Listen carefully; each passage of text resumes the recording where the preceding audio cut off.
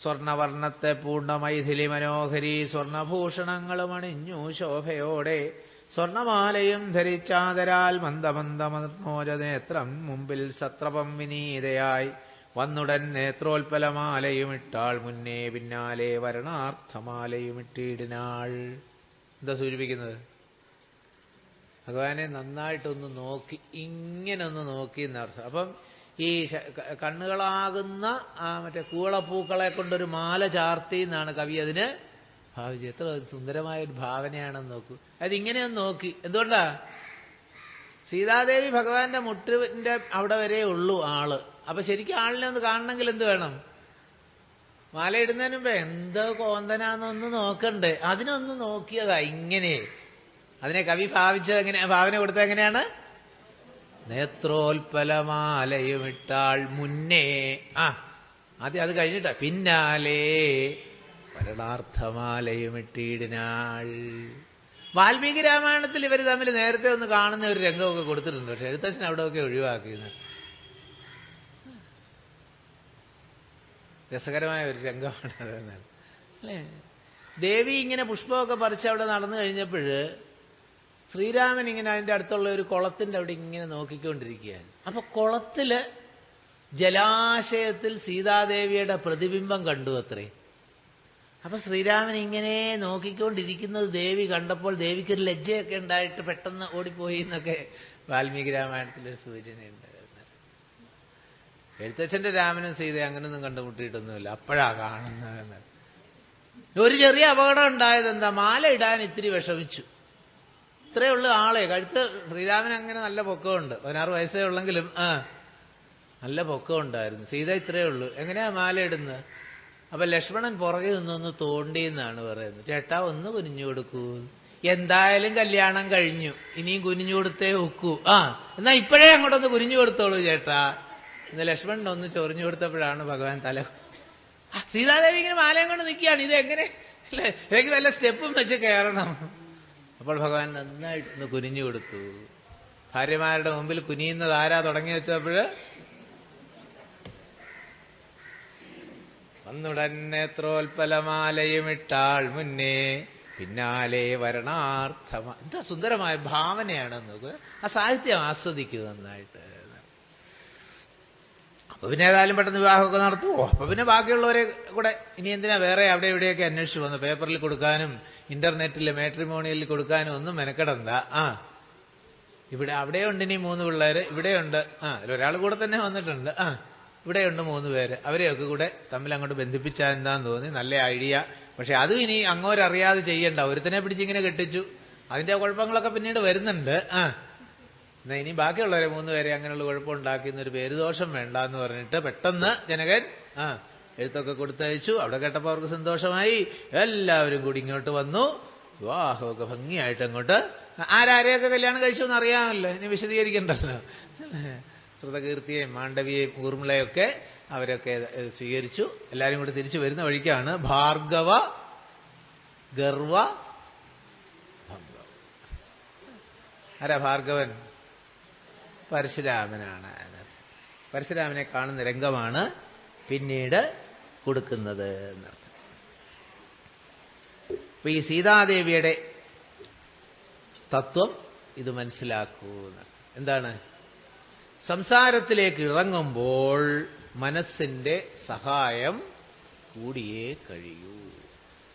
അങ്ങനെ മനസ്സിനെ സ്വീകരിക്കുന്നതാണ് എന്ത് സൂചിപ്പിക്കുന്നത്? സീതാസ്വയംവരം എന്ന് പറയുമ്പോൾ മനസ്സിനെ സ്വീകരിക്കുന്നതാണ്. ഇതങ്ങോളം നമുക്ക് മനസ്സിലാക്കാൻ കഴിയും ശ്രദ്ധിച്ചാൽ. വളരെ സന്തോഷമായിട്ട് മനസ്സ് ആരുടെ കൂടെ നിന്നിരുന്നു? രാമന്റെ കൂടെ തന്നെ നിന്നിരുന്നു. ഏതുവരെ? സ്വർണവർണം പൂണ്ട മാനിനെ കാണുന്നതുവരെ. കണ്ടപ്പോ എന്തുണ്ടായി? രാമനിൽ നിന്ന് മനസ്സ് കാമനിലേക്ക് മാറി. അവിടെ മുതൽ ആ അപകടങ്ങളുടെ പരമ്പര. അപ്പോൾ സൂക്ഷിക്കേണ്ടത് എന്താണ്? മനസ്സ് വിഷയങ്ങളിലേക്ക് പോകാതെ എപ്പോഴും ഭഗവാനിൽ തന്നെ നിർത്തണം. ഇതാണ് സന്ദേശം നമുക്ക് കിട്ടുന്നത്. മയ്യേവ മനയാധൽസ്വ മയി ബുദ്ധിം നിവേശയ നിവസിഷ്യസി മയ്യേവ അത ഊർധ്വം ന സംശയഃ. മനസ്സിനെ ബുദ്ധിയെ എവിടെയാണ് നിർത്തേണ്ടത്? ഭഗവത് തത്വത്തിൽ നന്നായിട്ട് ഉറപ്പിച്ച് നിർത്തണം. അത് ഉറച്ചു നിന്നില്ലെങ്കിൽ വരുന്ന അപകടമാണ് സൂചിപ്പിക്കുന്നത്. രാമനിൽ നിന്ന് കാമനിലേക്ക് പോയ മനസ്സ് ആർക്കടിമപ്പെട്ടു? ആർക്കാ അടിമപ്പെട്ടത്? രാവണന് അടിമപ്പെട്ടു. രാവണൻ വന്ന് മോഷ്ടിച്ചുകൊണ്ട് പോയി എന്ന് പറയുന്നതാണ്. രാവണൻ എന്തിന്റെ പ്രതീകമാണ്? രജോ ഗുണത്തിന്റെ പ്രതീകമാണ്. ഇന്ദ്രിയ സുഖത്തിന് വേണ്ടിയിട്ട് ദാഹിക്കുന്നു രജോ ഗുണം.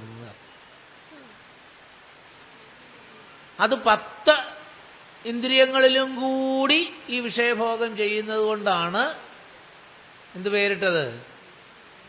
ദശമുഖൻ എന്ന് പേരിട്ടു. നേരത്തെ പറഞ്ഞ ആരായിരുന്നു? ദശരഥൻ. ഇതോ ദശമുഖൻ എന്ന് പറഞ്ഞാൽ ഇങ്ങനെ 5 തലകൾ ഇങ്ങനെ നിൽക്കുന്നു എന്നല്ല. നമ്മുടെ ഗുരുദേവൻ രാമായണ തത്വം എഴുതിയിരിക്കുന്നതിൽ എഴുതുമെന്ന് ആലോചിച്ച് നോക്കൂ. രാവണൻ വഴി കൂടെ ഒന്ന് ഇറങ്ങി നടക്കുന്ന അവസ്ഥ. ഒന്ന് ജലദോഷം വന്നാൽ രാവണൻ തുമ്മുന്ന ഒന്ന് മനസ്സിൽ കണ്ടു നോക്കൂ. നമുക്ക് ഒരു മൂക്കും ആയിട്ട്. അപ്പൊ രാവണന്റെ 10 തലേന്നൊക്കെ സൂചിപ്പിക്കുന്നത് എന്താണ്? കഥയിൽ കൂടി ചമൽക്കാരത്തിന് വേണ്ടിയിട്ട് പറഞ്ഞതൊക്കെയാണിതൊക്കെ.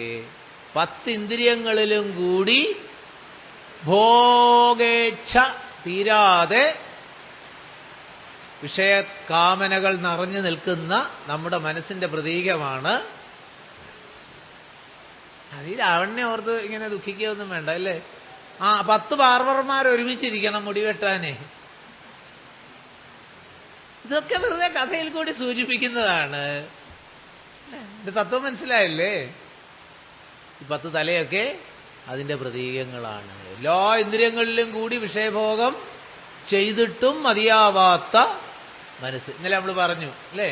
വിഷയങ്ങൾ എത്ര അനുഭവിച്ചാലും മതി എന്ന തോന്നൽ ഉണ്ടാവില്ല തന്നെ. നാണമില്ലാതെ മകനോട് ചെന്ന് യൗവനം കടം വാങ്ങിച്ചു. ആരെ? യയാതി. മറ്റു മക്കളൊന്നും തരില്ല എന്ന് പറഞ്ഞു. പക്ഷെ ഒരു മകൻ മാത്രം ശരി ആയിക്കോട്ടെ, അച്ഛന്റെ ആഗ്രഹമല്ലേ, നമ്മളല്ലാതെ ആരാ നടത്തുക? സാധാരണ തിരിച്ചാ പറയാറുള്ളൂ അല്ലേ? മക്കളുടെ ആഗ്രഹമല്ലേ, നമ്മളല്ലാതെ ആരാ ചെയ്യാന്നാണ് സാധാരണ പറയുന്നത്. ഇവിടെ പറഞ്ഞത് എന്താണ്? അച്ഛന്റെ ആഗ്രഹമല്ലേ, നമ്മളല്ലാതെ ആരാ സാധിക്കുക?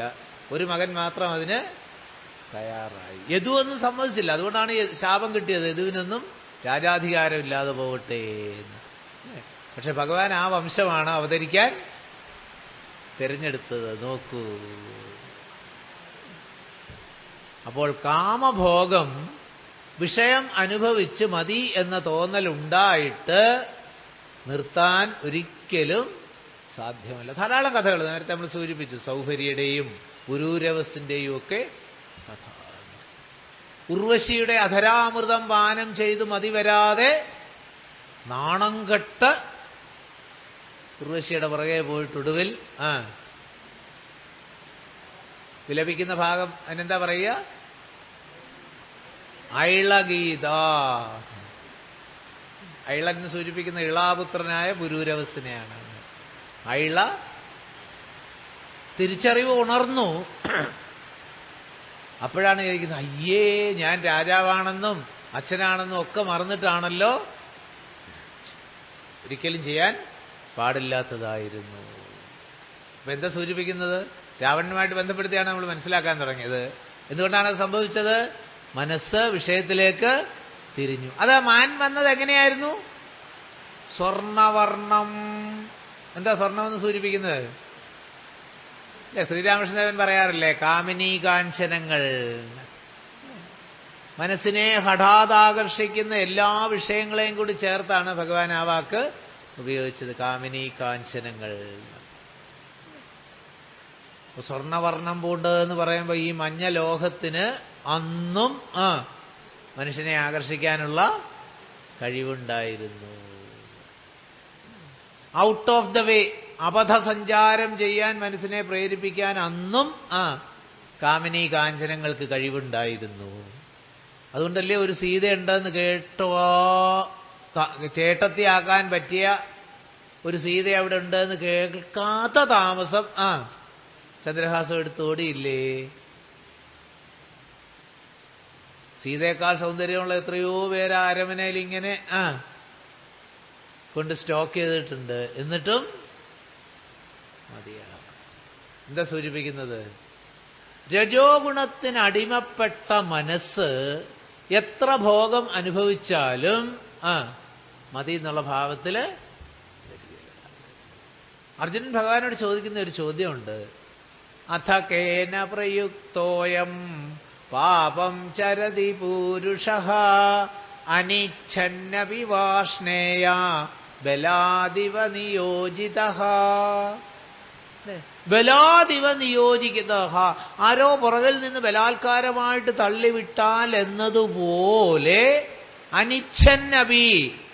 അല്ലേ, നമ്മളെപ്പോഴും പറയുന്നൊരു കാര്യമുണ്ട്, തെറ്റാണെന്ന് അറിഞ്ഞുകൊണ്ട് തെറ്റ് ചെയ്യുന്ന ഒരേ ഒരു ജീവി ഭൂമുഖത്ത് മനുഷ്യൻ മാത്രമേ ഉള്ളൂ എന്നർത്ഥം. ഇത് അഥക്കേന പ്രയുക്തോയം, പ്രോംപ്റ്റഡ് ബൈ ഹൂം, ആരാൽ പ്രേരിതമായിട്ടാണ് ഇത് സംഭവിക്കുക? ഭഗവാൻ അതിന് മറുപടി പറഞ്ഞു. ശ്രീ ഭഗവാനുവാച കാമയേഷ ക്രോധയേഷഃ രജോ ഗുണസമുദ്ഭവഃ മഹാശനോ മഹാപാപ്മാ വിദ്ധ്യേനമിഹ വൈരിണം. എന്താ അതിന് കാരണം? കാമേഷ ക്രോധേഷ രജോ ഗുണസമുദ്ഭവം. അത് പറയാൻ വേണ്ടിയിട്ടാണ് ഇത് ആ ശ്ലോകം മന്ത്രം പറഞ്ഞത്. രജോ ഗുണത്തിൽ നിന്നുണ്ടാകുന്നതാണ് ഈ കാമവും ക്രോധവും. രജോ ഗുണത്തിന്റെ പ്രതീകമാണ് രാവണൻ. സത്വഗുണത്തിന്റെ പ്രതീകമാണ് അതേ കുലത്തിലുണ്ടായ വിഭീഷണൻ. തമോ ഗുണത്തിന്റെ പ്രതീകമാണ് അവിടെ തന്നെ കുംഭകർണൻ. അപ്പൊ ഈ സത്വരജസ് തമോ ഗുണങ്ങൾ ഒരേ കുടുംബത്തിലുണ്ടെന്ന് പറയുമ്പോൾ എന്താ സൂചിപ്പിക്കുന്നത്? നമ്മുടെ ചിത്തത്തിൽ തന്നെയാണ് ഈ മൂന്ന് ഭാവങ്ങൾ നിലനിൽക്കുന്നത്. രജോ ഗുണത്തിന് അടിമപ്പെട്ട് എത്ര ഭോഗങ്ങൾ, ഭോഗചിന്ത, വിഷയചിന്ത വർദ്ധിച്ചു വരുമ്പോൾ മനസ്സിലാക്കണം എന്ത്? നമ്മുടെ ഉള്ളിൽ രാവണൻ അഥവാ രജോ ഗുണം പ്രവർത്തിച്ചു തുടങ്ങിയിരിക്കുന്നു. സൂക്ഷിക്കണം.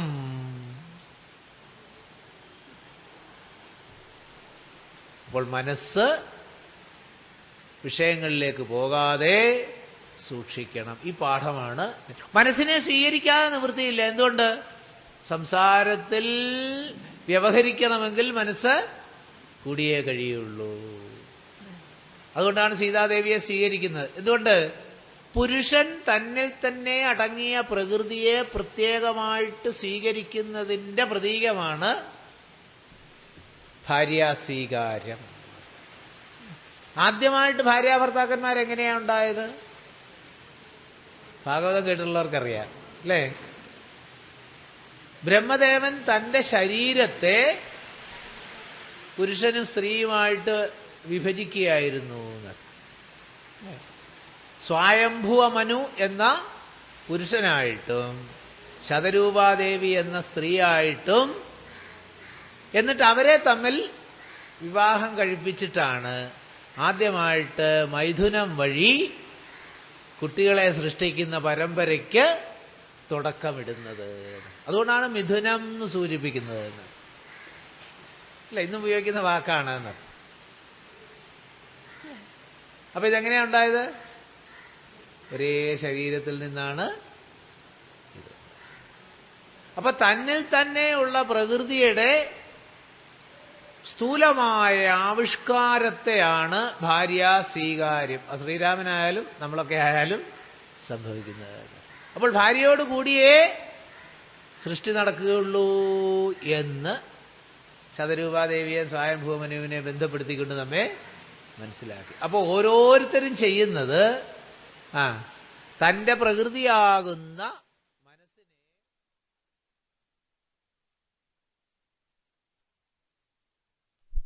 സാധനമാണ് മനസ്സ്. നല്ലൊരു ഉദാഹരണം ആചാര്യന്മാർ സൂചിപ്പിക്കുന്നത്, ഈ കല്യാണ മണ്ഡപങ്ങളിൽ ഊണ് കഴിക്കാൻ മാത്രമായിട്ട് ചിലർ കൂടും. അപ്പൊ കല്യാണ മണ്ഡപത്തിലും ഡൈനിങ് ഹാളിലും ഒക്കെ ഇങ്ങനെ കാര്യമായിട്ടൊക്കെ നിൽക്കും. അപ്പം വരന്റെ പാർട്ടിക്കാരാണ് കല്യാണം നടത്തുന്നതെങ്കിൽ അത് അവരുടെ കൂട്ടത്തിലുള്ള ആരോ ആണെന്ന് വിചാരിക്കും. അപ്പൊ വരന്റെ കൂട്ടരെന്ന് വിചാരിക്കും, പയ്യന്റെ കൂട്ടിൽ അവരൊക്കെ വന്നില്ല, അവരാരെങ്കിലും ആയിരിക്കും എന്നല്ലോ എന്ന് അന്വേഷിക്കുന്നു എന്ന് കണ്ടു കഴിഞ്ഞാൽ എന്ത് ചെയ്യും? ആശാൻ അവിടുന്ന് മുങ്ങും.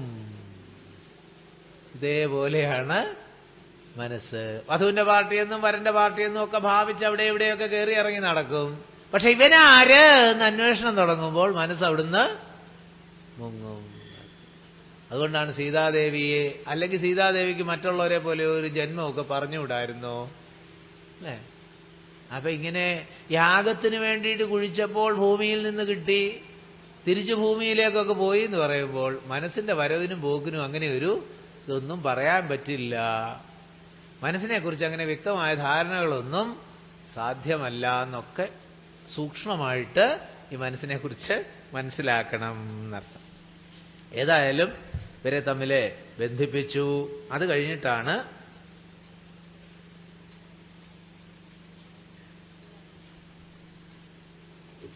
ഇവരുടെ യാത്രയൊക്കെയായി പിന്നീടാണ് സൂചിപ്പിക്കുന്നത് ഭാർഗവ ഗർവ ഭംഗം. അപ്പൊ അങ്ങോട്ട് പോയ വഴിക്ക് ദുശകുനമൊക്കെ കണ്ടു തുടങ്ങി. ദുർനിമിത്തങ്ങൾ എന്നാണ്, ദുശകുനം എന്നല്ല പറഞ്ഞു, പിന്നെ ദുർനിമിത്തങ്ങളെ കണ്ടു. അപ്പൊ ദശരഥനൊരു സംശയം, എന്തേ ഇങ്ങനെയൊക്കെ സംഭവിക്കാൻ?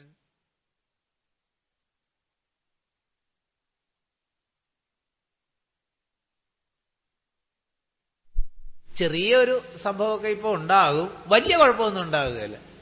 ആദ്യം ഭീതി ഉണ്ടാകും, പിന്നീട് അഭയമൊക്കെ ഉണ്ടാകും. പേടിക്കണ്ട, ഖേദമുണ്ടാകേണ്ട, കീർത്തിയും വർദ്ധിച്ചിടും എന്നൊക്കെ പറഞ്ഞപ്പോൾ എന്താ കാണുന്നത്?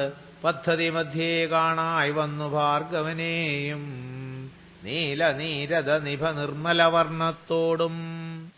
നീല നീരത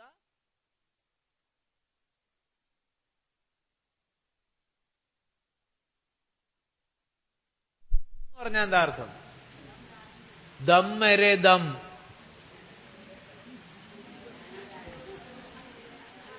ഏതിന്റെയെങ്കിലും കൂടി ദം എന്ന് വന്നാൽ കൊടുക്കുന്നത് എന്നർത്ഥം അല്ലേ?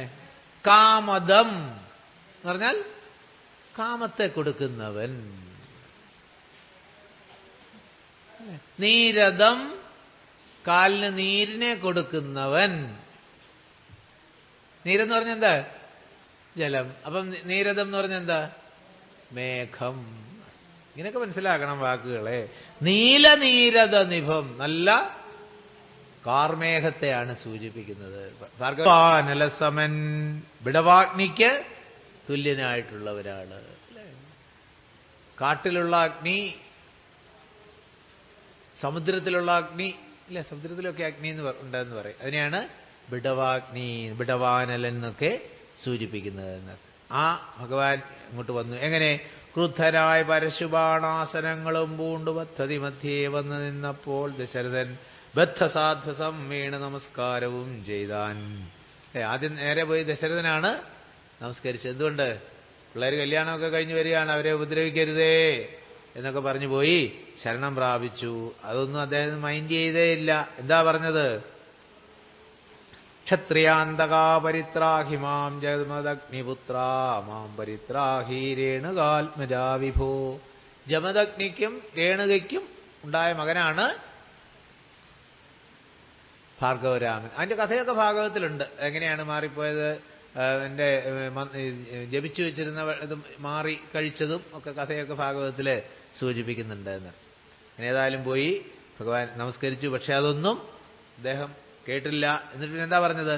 ഞാൻ ഒഴിഞ്ഞുണ്ടോ രാമനി ത്രിഭുവനത്തിങ്കൽ മാനവനായ ഭവാൻ ക്ഷത്രിയനെന്നാകിലോ നില്ല രക്ഷണമെന്നോട് യുദ്ധം ചെയ്യുവാൻ വില്ലിങ്കൽ നിനക്കേറ്റം വല്ലഭമുണ്ടല്ലോ കേൾ. ഞാൻ അറിഞ്ഞു നിനക്ക് വില്ലിനോട് വലിയ വൈഭവം ഉണ്ടെന്ന്. കാരണം എന്തുകൊണ്ട്? നീ ഇപ്പൊ അവിടെ പോയി വില്ലൊടിച്ച കഥയൊക്കെ ഞാൻ കേട്ടു.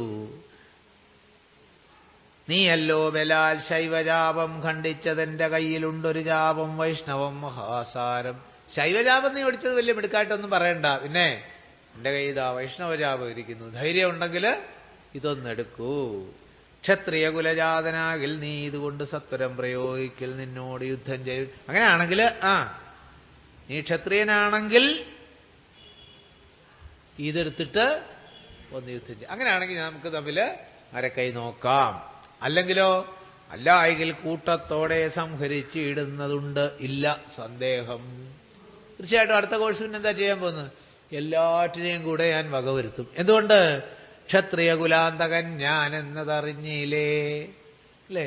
എണ്ണിക്കൊണ്ടിരുപത്തൊന്ന് പ്രാവശ്യം എണ്ണമില്ലാതെ ക്ഷത്രിയ വംശത്തെ ദണ്ഡിപ്പിച്ച പരശുരാമാകൃതി അല്ലെ അവതാര സ്തോത്രത്തില് സൂചിപ്പിക്കുന്നു അല്ലേ? 21 പ്രാവശ്യം എണ്ണമില്ലാത്ത ക്ഷത്രിയന്മാരെ വധിച്ചു. എന്തുകൊണ്ട്? ഭൂഭാരം വർദ്ധിക്കാൻ ക്ഷത്രിയന്മാരുടെ ദുഷ്കൃതി, ഭരണീയരുടെ ദുഷ്കർമ്മങ്ങൾ വർദ്ധിച്ചു. അങ്ങനെ വരുമ്പോൾ ഉള്ള ആ നിഷ്കാസനം എങ്ങനെ സംഭവിക്കുന്നു എന്ന് ശാസ്ത്രം പലപ്പോഴും സൂചിപ്പിക്കും. പലപ്പോഴും സംശയം വരുന്നതാണ്, നിരപരാധികളായവരെയൊക്കെ വധിച്ചില്ലേ? ഇല്ല. കംസവധം നടക്കുന്നിടത്ത് സൂചിപ്പിക്കും. കംസനെ കൃഷ്ണൻ വധിച്ചു എന്നൊക്കെ നമ്മൾ പറയും. പക്ഷെ ഭാഗവത്തിൽ ആ ഭാഗത്ത് പറയുന്നത് എന്താണ്? സ്വന്തം കർമ്മത്തിന്റെ ഫലം അനുഭവിച്ചു. അഹങ്കാരത്തിന്റെ ഫലം സംഭവിക്കണം. അതിനാരെങ്കിലും ഒരാൾ നിമിത്തമാകണം. ഇറ്റ് സോ ഹാപ്പൻഡ് കൃഷ്ണനായി അല്ലേ? ഓരോരുത്തരും അനുഭവിക്കുന്ന അവരവരുടെ കർമ്മങ്ങളുടെ ഫലമാണ്. കംസനായാലും അല്ലാതുള്ളവരൊക്കെ ആയാലും. അപ്പൊ ഈ ക്ഷത്രിയ കുലാന്തകൻ ഇവരെയൊക്കെ വധിച്ചു എന്ന് പറയുമ്പോൾ അവരവരുടെ കർമ്മദോഷം, അവരവരുടെ ദോഷം ചെയ്തതുകൊണ്ടാണ്. ക്ഷോണിയും ഭാരമൊന്ന് വിറച്ചു ഗിരികളും അന്ധകാരം കൊണ്ടൊക്കെ മറഞ്ഞൂതിക്കുകളും സിന്ധുവാരിയും ഒന്ന് കലങ്ങി മറിഞ്ഞതു. അപ്പോൾ പ്രകൃതിയിലുണ്ടായ ചലനത്തെ ഇതെങ്ങനെ സാധിക്കുന്നു? മഹാത്മാക്കൾക്ക് മനോബുദ്ധ്യാദികളുടെ തലത്തിൽ നിന്ന് ഉയർന്ന് സമഷ്ടി മനോബുദ്ധ്യാദികളുമായിട്ട് താരതമ്യം പ്രാപിക്കുമ്പോൾ അവരുടെ ഓരോ ചലനവും പ്രകൃതിയിൽ പ്രകമ്പനമായിട്ട് അനുഭവിക്കുന്നു. 5 വയസ്സ് കഴിഞ്ഞ ധ്രുവകുമാരൻ തപസ് ചെയ്തപ്പോൾ എന്തുകൊണ്ട് വായു സ്തംഭിച്ചുപോയി? സമഷ്ടി പ്രപഞ്ചത്തിൽ അതിൻ്റെ പ്രകമ്പനം, അതിൻ്റെ വൈബ്രേഷൻ ഉണ്ടായി. ഇത് മഹാത്മാക്കൾക്ക് സാധിക്കും. അതാണ് ഇവിടെ സൂചിപ്പിക്കുന്നത്. എന്നിട്ട് ഭഗവാൻ പറയുകയാണ് മറുപടി അല്ലേ? ഇങ്ങനെയൊക്കെ ചെയ്യാമോ? അന്ധനായിരിപ്പോ ഒരു ബാലകനുണ്ടോ ഗുണബന്ധനം ഭവിക്കുന്നു സന്തതം ചിന്തിച്ചാലും അല്ലേ? കൊച്ചു പിള്ളേരോടൊക്കെ ഇങ്ങനെ വഴക്കുണ്ടാക്കാൻ വന്നാൽ എങ്ങനെ? ജരാസന്ധനോട് യുദ്ധത്തിന് 3 പേരും കൂടെ ചെന്നപ്പോ എന്താ പറഞ്ഞത്? ആരൊക്കെയാ യുദ്ധത്തിന് പോയത്?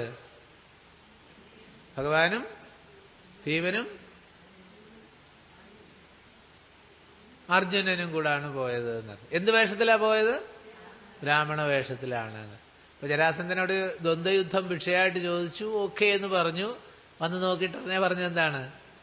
അർജുനനെ നോക്കിയിട്ട് പാവം ചിന്നക്കുളന്തെ, ഇവനെ ഞാൻ എന്താ ഇങ്ങനെ ഒന്നാക്കുമ്പോഴത്തേക്ക് ഇവൻ തീരും, അതുകൊണ്ട് ഇവനുമായിട്ട് ഞാൻ യുദ്ധം ചെയ്യാൻ ഉദ്ദേശിക്കുന്നില്ല. കൃഷ്ണനെ നോക്കിയിട്ട് എന്ത് പറഞ്ഞു? ഇവനുമായിട്ട് യുദ്ധം ചെയ്താൽ എനിക്ക് നാണക്കേടാണ്. എന്തുകൊണ്ട്? എത്രയോ തവണ തോറ്റോടിയ സാധനമാണ്, അതുകൊണ്ട് അവനോട് ഞാൻ യുദ്ധത്തിനില്ല. അപ്പോഴാണ് പിന്നെ 3ാമത്തെ ആളിനെ നോക്കിയത്. ആരെ? ഇതേതാണ്ട് ഒരുമാതിരി ഇത് വേണമെങ്കിൽ ആലോചിക്കാം. അതുകൊണ്ടാണ് ഭഗവാൻ ഇവിടെ സൂചിപ്പിച്ചത് ബാലകന്മാരായിട്ടുള്ള നമ്മളോടാണോ ഇതൊക്കെ. പിന്നെ ക്ഷത്രിയ കുലത്തിൽ അതിപ്പോ എന്ത് ചെയ്യാൻ പറ്റും? ജനിച്ച ക്ഷത്രിയ കുലത്തില് ആയിപ്പോയി. പക്ഷേ ശസ്ത്രാസ്ത്ര പ്രയോഗ സാമർഥ്യമില്ലല്ലോ താനും അല്ലേ? ഇതിലെടുത്ത് പ്രയോഗിക്കാനൊക്കെ പറഞ്ഞു. പക്ഷേ ക്ഷത്രിയ കുലത്തിൽ ജനിച്ചെങ്കിലും എനിക്ക് അത്ര വലിയൊരു ഈ ഭാഗങ്ങളെയൊക്കെ സൂക്ഷ്മമായിട്ട് വേറെ അർത്ഥം കണ്ടെത്താൻ സാധിക്കും. ഒന്ന് പോകാൻ നമുക്ക് സമയം. ഇത് മാത്രം സൂചിപ്പിക്കാം. എന്താ? ഭഗവാന് ക്ഷത്രിയനെന്നോ ബ്രാഹ്മണനെന്നോ വൈശ്യനെന്നോ ഉള്ള ഭാവമൊന്നും നമ്മുടെ രാമായണത്തിലും ഭാഗവതത്തിലും ഒക്കെ കാണുന്ന വലിയൊരു പ്രത്യേകത സ്തുതി നിന്ദാഭാവങ്ങളെ നമുക്ക് പ്രത്യേകം കാണാൻ പറ്റും. നിന്ദാഭാവത്തിൽ പറയുന്ന പലതും ഭഗവാന് സ്തുതിയായിട്ട് കാണാം. നമ്മൾ യുദ്ധകാണ്ഡമൊക്കെ വരുമ്പോഴത്തേക്ക് ശ്രീരാമനെ കുറിച്ച് രാവണൻ വന്ന് ദേവിയോട് പറയുന്ന വാക്കുകൾ ശരിക്ക് മറിച്ച് നോക്കിയാൽ ശ്രീരാമന് സ്തുതി. ഇതുപോലെ ധാരാളം ഭാഗവതത്തിലും ഒക്കെ ഉണ്ട് ഇതുപോലുള്ള ഭാഗം. ഇവൻ രാജസൂയ രംഗ ശിശുപാലന്റെ അധിക്ഷേപം വരെ സൂക്ഷ്മമായിട്ട് നോക്കിയാൽ ഭഗവാൻ തന്നെ രുക്മിണീ ദേവിയോട് പറയുന്ന വാക്കുകളെ അപഗ്രഥിച്ചാൽ ഭഗവാന്റെ സ്തുതിയായിട്ട് ദേവി തിരിച്ചു മറുപടി പറഞ്ഞു. ഇത് ഈ ഒരു സംവിധാനം നമ്മുടെ പല ഇതിലെ കാണാൻ സാധിക്കും. സൂചിപ്പിക്കുക മാത്രമാണ് ചെയ്തത്. ശത്രുമിത്രോദാസീന ഭേദവും എനിക്കില്ല. ഭഗവാന്റെ പരമമായ ഭാവത്തെയാണ് ഇവിടെ സൂചിപ്പിച്ചത്. ശത്രു മിത്ര ഉദാസീനം. രാവിലെ ആരോടെ പറഞ്ഞത് ഇവിടെ ഉദാസീന ഭാവത്തെക്കുറിച്ചായിരുന്നു. ന്യൂട്രൽ, ഒന്നുകിൽ ശത്രുഭാവം അല്ലെങ്കിൽ മിത്രഭാവം. ഉദാസീനം എന്ന് പറഞ്ഞാലോ മലയാളത്തിലെ ഉദാസീന ഭാവമല്ല, പിന്നെ ന്യൂട്രൽ. രണ്ടും ഒരുപോലെ വിചാരിക്കും. രണ്ടുപേരോടും ഒരു പ്രത്യേകതയും ഇല്ലാതെ ഇരിക്കുന്ന. അപ്പൊ എന്താ സൂചിപ്പിക്കുന്നത്? ഭഗവാന്റെ പരമമായ ഭാവത്തെയാണ് അവിടെ സൂചിപ്പിക്കുന്നത്. ശത്രു സംഹാരം ചെയ്യുവാൻ ശക്തിയുമില്ലയല്ലോ. ശത്രു സംഹാരം ചെയ്യാൻ എനിക്ക് ശക്തിയില്ല എന്ന് പറഞ്ഞാൽ എന്താ അർത്ഥം? ഇത്തിരി സൂക്ഷ്മമായിട്ട് ആലോചിച്ച് നോക്കൂ. ഭഗവാന് ശത്രു ഇല്ല. സൂക്ഷ്മമായ അർത്ഥം. സ്ഥൂലമായിട്ട് നമുക്ക് പറയാം ശത്രുവിനെ നിഗ്രഹിക്കാൻ എനിക്ക് കഴിയില്ലല്ലോ, പാവം, ഒന്നല്ല എന്നർത്ഥം. ഭഗവാൻ എവിടെയാണ്? ശത്രു. എന്തുകൊണ്ട്? സമസ്ത ചരാചരങ്ങളിലും ആത്മസ്വരൂപേണ വ്യാപിച്ച് അവയൊക്കെ അതാക്കി നിലനിർത്തുന്ന ചൈതന്യ സ്വരൂപനായ ഭഗവാൻ എങ്ങനെയാണ്? ശത്രുമിത്രഭാവം. തുല്യ നിന്ദാസ്തുതിർമൗനി സന്തുഷ്ടോ യേന കേനചിത്. നിന്ദേ സ്തുതിയൊക്കെ അവർക്ക് ഒരുപാട്. യുധിഷ്ഠിരനൊരു പേരുണ്ട്. എന്ത്? അജാതശത്രു എന്ന് പറഞ്ഞാൽ യുധിഷ്ഠിരന് ശത്രു ജനിച്ചിട്ടില്ല എന്നല്ല അർത്ഥം.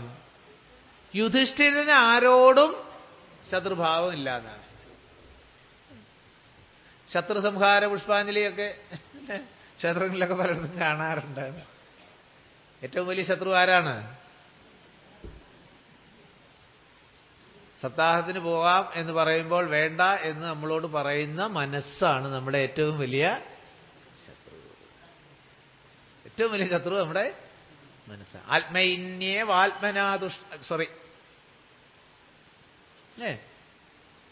തനിക്ക് ശത്രുവും തനിക്ക് മിത്രവും 6-ാം അധ്യായത്തിൽ കാണാം. പെട്ടെന്ന് ലൈൻ വന്നില്ല. ആത്മൈവ ആത്മനോ ബന്ധുഹു ആത്മൈവ രിപു ആത്മനഹ. എനിക്ക് ശത്രുവും രിപുവും ബന്ധുവും ഒക്കെ എൻ്റെ മനസ്സാണ്. ശരിയായ ഡയറക്ഷനിലേക്ക് ചിന്തിക്കുമ്പോൾ അതിന് കൂടെ നിൽക്കുന്ന മനസ്സ് എൻ്റെ ബന്ധുവാണ്. അതല്ല അപ്പോഴൊക്കെ തിരിച്ചു വേണ്ടാത്തതിലേക്ക് കൊണ്ടുപോകുന്ന മനസ്സ് ശത്രുവുമാണ്. അത് പറഞ്ഞപ്പോൾ ഓർമ്മിപ്പിക്കട്ടെ, അഥവാ ഓർമ്മിക്കാൻ ശ്രമിക്കട്ടെ. മനസ്സ് പൂർണ്ണമായിട്ട് അനുകൂലമായിട്ട് ഒരു കാര്യവും ചെയ്യാൻ നമുക്ക് സാധ്യമല്ല. മനസ്സ് ഓക്കെ എന്ന് പറഞ്ഞിട്ട് ഭാഗവത സപ്താഹമൊക്കെ തുടങ്ങാം, അല്ലെങ്കിൽ ഗീത പഠിച്ച് തുടങ്ങാം എന്ന് കാത്തിരിക്കരുത് എന്നർത്ഥം. എന്തുകൊണ്ട്? മനസ്സിനറിയാം ഭാഗവതവും ഭഗവത്ഗീതയൊക്കെ പഠിച്ചു തുടങ്ങിയാൽ മനസ്സില്ലാതാകുമെന്ന്. അപ്പൊ ഞാനില്ലാതാകാൻ ഒരിക്കലും ഞാൻ ആഗ്രഹിക്കുന്നില്ലേ? അതുകൊണ്ട് എന്ത് ചെയ്യും? അത് നടക്കാതിരിക്കാനുള്ള പാരയൊക്കെ ഞാൻ പ്രയോഗിക്കും. അതുകൊണ്ട് ഒരിക്കലും മനസ്സിനെ വിശ്വസിച്ചിരിക്കരുത്. മനയേവ മനുഷ്യാണാം കാരണം ബന്ധമോക്ഷയോ. ബന്ധത്തിനും മോക്ഷത്തിനും കാരണം മനസ്സ് തന്നെയാണ്. അതുകൊണ്ട് മനസ്സനുകൂല ഭാവത്തിൽ എത്തിയിട്ട് വേണം ഇനി ഇതൊക്കെ ഒന്ന് ശരിയാക്കാൻ എന്ന് വിചാരിച്ചാൽ നടക്കില്ല. പിന്നെന്ത് വേണം? മനസ്സിനെ നിയന്ത്രിക്കാൻ നമുക്ക് കഴിയണം. ശത്രുഭാവം പറഞ്ഞുകൊണ്ടാണ് സൂചിപ്പിച്ചത്. അപ്പൊ ശത്രുമിത്ര ഭാവങ്ങളൊക്കെ നിൽക്കുന്നത് എവിടെയാണ്? നമ്മുടെ മനോബുദ്ധിയാദികളിലാണ്. അന്തകാന്തകൻ പോലും ലംഘിച്ചിടുന്നതല്ല നിന്തിരുവടിയുടെ ചിന്തിതം അതുമൂലം വില്ലിങ്ങി തന്നാനും ഞാൻ ആകിലോകല് ചീടാമല്ലെങ്കിൽ തിരുവുള്ള കേടുമുണ്ടാക വേണ്ട. സുന്ദരൻ സുകുമാരൻ ഇന്ദിരാവതി രാമൻ കന്ദർപ്പകളെ പരഞ്ഞ് കഞ്ചലോദനൻ പരഞ്ചന്ദ്രചൂടാരവിന്ദ മന്ദിര മഹേന്ദ്രാദി വൃന്ദാരകേന്ദ്ര മുനി വൃന്ദവന്ദിതൻ ദേവൻ മന്ദഹാസവും പൂണ്ടു വന്ദിച്ചു വന്ദേതരം വന്ദിച്ചു. ദശരഥനന്ദനൻ വില്ലും വാങ്ങി നേരം നിന്നരുളുന്ന നേരം ഈരേഴ് ലോകങ്ങളും ഒന്നിച്ചു നിറഞ്ഞൊരു തേജസ് കാണായി വന്നു. ദ്വൈതഭാവം മാറി ദ്വൈതഭാവം വന്നപ്പോൾ ഉണ്ടായ മാറ്റത്തെ മനസ്സിലാക്കൂ. എന്നിട്ട് ആ അമ്പ് കുലച്ചു കഴിഞ്ഞിട്ട് പറയുകയാണ് എന്ത്? മോദം തോടരുളി ചെയ്തിടണം ദയാനിധേ മാർഗണം നിഷ്ഫലമായി വരികയില്ല മമ ഭാർഗവരാമ ലക്ഷ്യം കാട്ടിത്തന്നീട വേണം. എന്താ പറഞ്ഞത്? രാമബാണം വെറുതെ ആകാൻ പാടില്ല, ലക്ഷ്യം കാട്ടിത്തരൂ. ശ്രീരാമവചനം കേട്ടന്നേരം ഭാർഗവനും ആരൂഢാനന്ദം അതിനുത്തരമരുൾ ചെയ്തു. ആരൂഢാനന്ദം വർദ്ധിച്ച ആനന്ദത്തോടുകൂടി. എന്തുകൊണ്ടാണ് വർദ്ധിച്ച ആനന്ദം ഉണ്ടായത്? അവിടെ സാധാരണ തന്നെ കീഴ്പ്പെടുത്തുന്നവരോട് ആനന്ദമാണോ ഉണ്ടാവുക? അല്ലേ? വിദ്വേഷവും വെറുപ്പും ശത്രുതയൊക്കെയാണ് തോന്നുക. ഇവിടെ എന്താ ഉണ്ടായത്?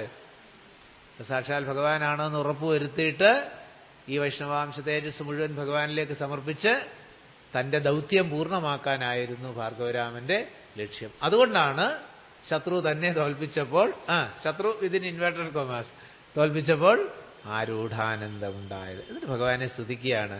രാമ രാമ രമാ രമണ രഘുപതേ ശ്രീരാമ രാമ പുരുഷോത്തമാദയാനിധേ ശ്രീരാമ സൃഷ്ടി സ്ഥിതി പ്രളയഹേതുമൂർത്തി ശ്രീരാമ ദശരഥനന്ദന ഹൃഷീകേശ ശ്രീരാമ രാമ രാമ കൗസല്യാത്മജാഹരീ.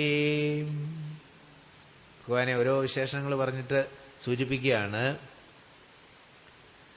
ശ്രീരാമ സൃഷ്ടി സ്ഥിതി പ്രളയ ഹേതു മൂർത്തി. സൃഷ്ടി സ്ഥിതി പ്രളയം. എന്താണ് പ്രളയം? പ്രകർഷേണ ലയം പ്രളയം. സാധാരണയുള്ള ലയമല്ല അവിടെ. പിന്നെ പൂർണ്ണമായിട്ട് ഭഗവാനിലേക്ക് അവസാനം എല്ലാം ചെന്ന് ലയിച്ചിട്ട് അവ്യക്തമായ ഭാവത്തിൽ ഇരിക്കുന്ന അവസ്ഥയാണ് പ്രളയം. സർഗസ്ഥിതി പ്രളയഹേതുമചിന്യശക്തിം വിശ്വേശ്വരം വിജിത വിശ്വമനന്തമൂർത്തിം നിർമുക്തബന്ധനമപാരസുഖാംബുരാശിം ശ്രീവല്ലഭം വിമലബോധഘനം നമാമി. ശങ്കരാചാര്യസ്വാമികളുടെ പ്രസിദ്ധമായ ഒരു സ്തുതിയാണ് ശ്രീവല്ലഭനെ കുറിച്ച്. ശ്രീവല്ലഭനായ ഭഗവാനെ ഒരേ ഒരു സ്ഥലത്ത് മാത്രമേ ശങ്കരാചാര്യസ്വാമികൾ സ്തുതിച്ചിട്ടുള്ളൂ. അവിടെ തുടങ്ങിയത് എങ്ങനെയാണ്? അത് പറയാൻ വേണ്ടിയിട്ടാണ് പറഞ്ഞത്. സർഗസ്ഥിതി പ്രളയഹേതും. ഈ സൃഷ്ടിസ്ഥിതി സംഹാരങ്ങൾക്ക് ഹേതുവായിട്ട് നിൽക്കുന്ന ഭഗവാനെ. ഭാഗവതത്തിൽ പ്രസിദ്ധമായ അക്രൂരന്റെ സ്തുതിയുണ്ട്. ദശമസ്കന്ധത്തിലെ 40-ാം അധ്യായത്തില് അക്രൂരസ്തുതി. അത് തുടങ്ങുന്നത് എങ്ങനെയാണ്? നതോസ്മ്യഹം ത്വാഖില ഹേതുഹേതും നാരായണം പൂരുഷമാദ്യമവ്യയം എന്നാഭിജാതാദരവിന്ദഘോഷ. സുന്ദരമായൊരു സ്തുതിയാണ് തുടങ്ങുന്നത്. ആദ്യത്തെ ലൈനാണ് പറയാൻ ഉദ്ദേശിച്ചത്. നതോസ്മ്യഹം, ഞാൻ അങ്ങേ നമസ്കരിക്കുന്നു. ആരെ?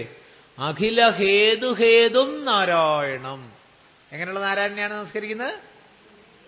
അഖിലത്തിനും ഹേതുവായ, പ്രകൃതിക്കും ഹേതുവായ നാരായണനെയാണ്. അതേ ആശയമാണ് ഇവിടെ സൂചിപ്പിക്കുന്നത്. സൃഷ്ടിസ്ഥിതി പ്രളയ ഹേതുവായ ഭഗവാനെ. ആരുടെ സങ്കല്പം കൊണ്ടാണോ ഇത് മുഴുവൻ നടക്കുന്നത്? ശ്രീരാമ ദശരഥനന്ദന ഹൃഷീകേശ. ഹൃഷീകേശൻ എന്ന് പറഞ്ഞാൽ എന്താ അർത്ഥം? ഹൃഷീകങ്ങളുടെ ഈശൻ. ഹൃഷീകങ്ങൾ എന്ന് പറഞ്ഞാൽ ഇന്ദ്രിയങ്ങൾ. ഇന്ദ്രിയങ്ങളുടെ ഈശൻ എന്ന് പറഞ്ഞാൽ എന്താ അർത്ഥം? ഇന്ദ്രിയങ്ങളാകുന്നത് അവയെ സർവേശ്വര ചൈതന്യം പ്രവർത്തിപ്പിക്കുമ്പോഴാണ്. അല്ലേ? വിരൽ വിരലാകുന്ന എപ്പോഴാണ്? ഈ വിരൽ മടക്കാനും നിവർക്കാനും എടുക്കാനും കൊടുക്കാനും ഒക്കെ സമർത്ഥമാക്കിക്കൊണ്ട് ഇതിൽ സന്നിധാനം ചെയ്യുന്ന ഭഗവത് ചൈതന്യത്തിന്റെ സാന്നിധ്യത്തിലാണ്. ഇപ്പൊ ഋഷീയങ്ങളുടെ ഈശൻ എന്ന് പറഞ്ഞ എന്താ അർത്ഥം? ഇന്ദ്രിയങ്ങൾ മുഴുവൻ യാതൊരു ഭഗവാന്റെ സാന്നിധ്യം കൊണ്ടാണോ സചേതനങ്ങളാകുന്നത്. തിരിച്ചും കൂടെ മനസ്സിലാക്കണം. ഇന്നലെ പറഞ്ഞില്ലേ അന്വയം വ്യതിരേകം. യാതൊരു ചൈതന്യത്തിന്റെ അസാന്നിധ്യത്തിൽ ഇതൊന്നും അതല്ലാതെ. രാവിലെ നമ്മൾ മൈക്കിന്റെ ഉദാഹരണമൊക്കെ സൂചിപ്പിച്ചു. കറണ്ട് പോകുമ്പോഴും ഈ മൈക്ക് ഇവിടെ ഉണ്ടാവും, പക്ഷേ സചേതനമാവുന്നില്ല, അചേതനമായിട്ടിരിക്കുന്നു. എന്തുകൊണ്ട്? അതിനെ പ്രവർത്തിപ്പിക്കുന്ന വൈദ്യുതി ഇല്ലാത്തതുപോലെ. അപ്പൊ ഋഷികേശ എന്ന് പറഞ്ഞാൽ കാലാകുന്നത് എപ്പോഴാണ്? ആ കാലിൽ ഭഗവാന്റെ ചൈതന്യം. ഇങ്ങനെ മനസ്സിലാക്കൂ. 13ാം അധ്യായം ഗീത പഠിക്കുമ്പം കാണും. സർവതപ്പാണിപാദം തത് സർവതോക്ഷിശിരോമുഖം. സർവതപ്പാണിപാദം തത്. എല്ലാവരുടെയും കാലാരുടെയാണ്? നമ്മൾ പറയാം എന്റെ കാലെന്ന്. പക്ഷെ ഭഗവാൻ പറയുന്ന ആരാ? എന്റെ. എന്തുകൊണ്ട്? അതിലൊക്കെ അല്ലേ ഇങ്ങനെ നീട്ടിയിരിക്കാനൊക്കെ കഴിയുന്നത് എന്തുകൊണ്ടാണ്? ഭഗവാന്റെ ചൈതന്യം അതിലിപ്പൊ പ്രകാശിക്കുന്നു. കുറച്ച് കഴിഞ്ഞ് എന്ത് സംഭവിക്കുമെന്ന് അറിഞ്ഞുകൂടാ. ഇപ്പോൾ ഭഗവാന്റെ ചൈതന്യം നോക്കൂ. ഇപ്പോൾ കാലാകുന്നതും കണ്ണാകുന്നതും ഒക്കെ ആ ചൈതന്യത്തിന്റെ സാന്നിധ്യത്തിൽ മാത്രം. അതുകൊണ്ടാണ് പറഞ്ഞത് സർവതപാദം തത് സർവതോക്ഷി അക്ഷി ശിര മുഖം സർവത ശ്രുതിമല്ലോകേ സർവമാവൃത്യ തിഷ്ഠതി. എല്ലാറ്റിലും വ്യാപിച്ചു നിൽക്കുന്നു. ആര്? ഞാൻ. പ്രപഞ്ചത്തിലുള്ള സകല ഇന്ദ്രിയങ്ങളും പ്രവർത്തിക്കുന്നത് എന്റെ സാന്നിധ്യം കൊണ്ട് മാത്രമാണ്. ഇങ്ങനെ ഭഗവാനെ